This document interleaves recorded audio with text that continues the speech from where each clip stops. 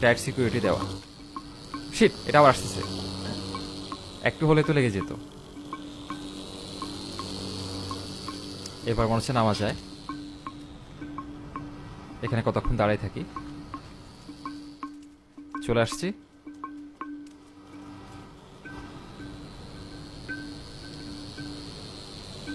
এটা তো আরো বেশি রিস্কি, তবে কোনো সমস্যা নেই, একটু ওয়েট করি। এদের মুভমেন্টগুলো আমি দেখতেছি আর কি। অনেক সময় কিন্তু এরা অনেক ফাস্ট হয়ে যায়, তখন কিন্তু অনেক সমস্যায় পড়ে যাব আমি। আচ্ছা, এরা স্লো হয়ে আছে। এবার মনে হচ্ছে পার হওয়া যাবে। হয়ে গেছি।